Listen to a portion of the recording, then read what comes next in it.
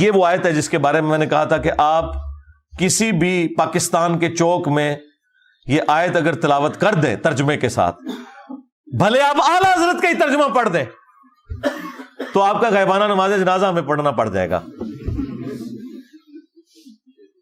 اتنا حوصلہ ہی نہیں کہ یہ آیت کوئی سن سکے.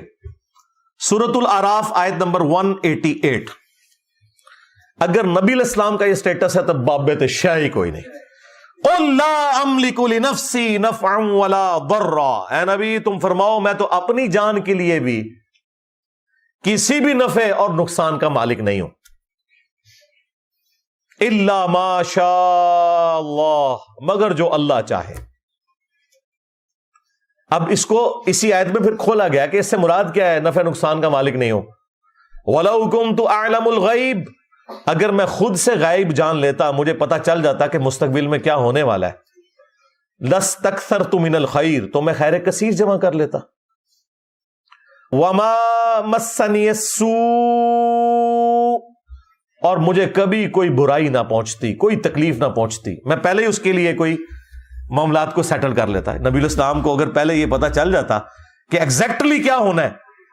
ویسے تو بخاری میں آتا ہے نبی علیہ السلام کو احد کے موقع پر ایک خواب دکھایا گیا تھا کہ آپ کے سامنے ایک گائے ذبح ہو رہی ہے، تو آپ کو یہ کلک کر گئی کہ کل یہ دن مشکل ہونے والا ہے مسلمانوں پر.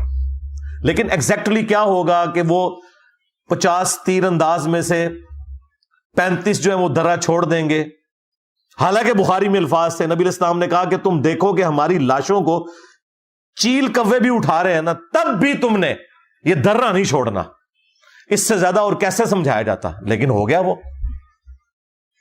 اس کی وجہ سے نبی علیہ السلام کے بھی دانت شہید ہوئے، 70 کے قریب صحابہ شہید ہوئے، صرف ان 35 بندوں کی نافرمانی کرنے کی وجہ سے.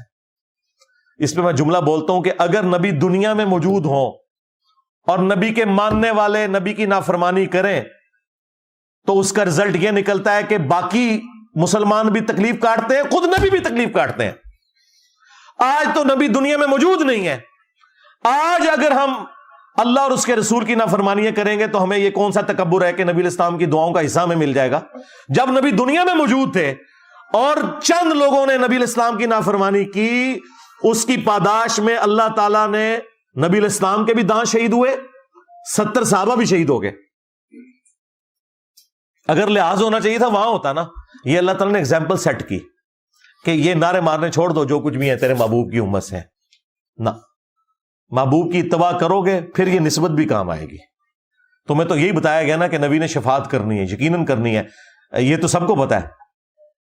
لیکن جو شکایت لگانی ہے، وقال الرسول یا رب ان قوم اتخذوا هذا القرآن مہجورا، نبی شکایت کریں گے کہ میری امت نے قرآن کو پیٹ کے پیچھے ڈال دیا تھا. سورۃ الفرقان سورت نمبر 25 آیت نمبر 30. یہ نہیں آپ کو بتایا گیا.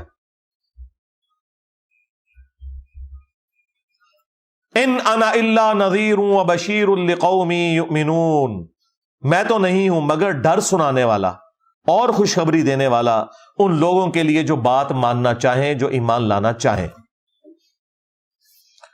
یہ آیت بالکل کلیئر کٹ بتا رہی ہے کہ نبی علیہ السلام اپنی جان کے لیے بھی نفع نقصان کے مالک نہیں ہیں، کسی کو تو آپ چھوڑ دیں. نمبر 2، غائب خود سے نہیں جانتے. ہاں اللہ تعالیٰ بتائے تو وہ تو نبی ہوتا ہی وہ ہے جسے غیبی خبریں ملے. نبی کے لیے جو علم غیب نہیں مانتا وہ گمراہ نہیں، کافر ہے. یہ بنیادی عقیدہ ہے. وَمَا كَانَ اللَّهُ لِيُطْلِعَكُمْ عَلَى الْغَيْبِ، اللہ کی یہ شان نہیں کہ ہر ایک شخص کے اوپر غیب کی خبر جو ہے وہ دے اسے. وَلَكِنَّ اللَّهَ يَجْتَبِي مِن رُّسُلِهِ مَن يَشَاءُ، بلکہ اللہ تعالیٰ اپنے رسولوں میں سے چن لیتا ہے جسے چاہتا ہے. تو رسول ہوتا ہی وہ ہے جس کے پاس غیبی خبریں آتی ہیں. وہ جتنا اللہ تعالیٰ بتاتا ہے وہ امت تک پہنچا دیتے ہیں. خود سے نہیں جانتے بلکہ اللہ تعالیٰ کے بتانے پر، اور جتنا اللہ تعالیٰ بتاتا ہے.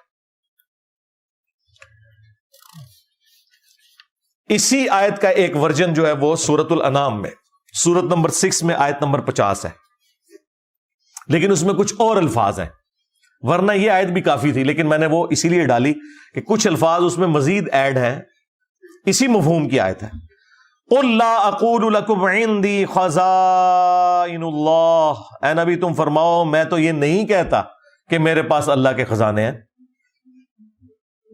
یہ کہتے ہیں بخاری مسلم میں ہے کہ نبی علیہ السلام کو اللہ تعالیٰ نے کہا کہ خواب دکھائی گئی کہ زمین کے خزانوں کی چابیاں دے دی گئی ہیں. اور بھائی اس سے مراد رومنز اور پرشینز کے جو خزانے تھے مسلمانوں کے پاس آنے تھے، نبی صلی اللہ علیہ وآلہ وسلم کو خوشخبری دی گئی کہ آپ کی امت وہاں تک پہنچ جائے گی. انہوں نے کہا نہیں، جو کچھ زمین میں ہے وہ نبی الاسلام تقسیم کر رہے ہیں، خزانے دے دیے گئے ہیں. تو قرآن اس کے لیے ہے، اے نبی تم فرماؤ کہ میں یہ دعویٰ نہیں کرتا کہ میرے پاس اللہ کے کوئی خزانے ہیں.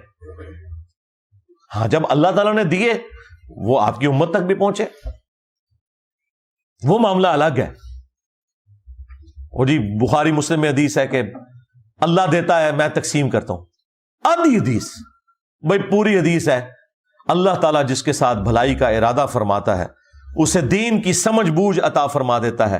دیتا اللہ ہے، تقسیم میں کرتا ہوں. یعنی یہ دین جو ہے یہ اللہ تبارک و تعالیٰ نے میرے اوپر نازل کیا، میں تو صرف اس دین کو تمہارے اندر تقسیم کرنے کے لیے آیا ہوں، تمہیں بتانے کے لیے آیا ہوں. یہ اللہ کی مرضی ہے کہ کس کے ساتھ بھلائی کا ارادہ فرمائے. اس پہ امام بخاری نے بھی باقاعدہ باب باندھا ہے کہ اللہ تعالیٰ جس کے ساتھ بھلائی کا ارادہ فرماتا ہے اسے دین کی فقہ عطا فرما دیتا ہے. اعلیٰ حضرت نے پورا شعر لکھ دیا، رب ہے معطی یہ ہے قاسم، رزق اس کا ہے کھلاتے یہ ہے. وہ کہتے نہیں، وہ بخاری میں لکھا ہے اللہ دیتا ہے میں تقسیم کرتا ہوں، لہذا یہ کھاتے ہیں تیرے در کا، پیتے ہیں تیرے در کا. اندازہ کریں.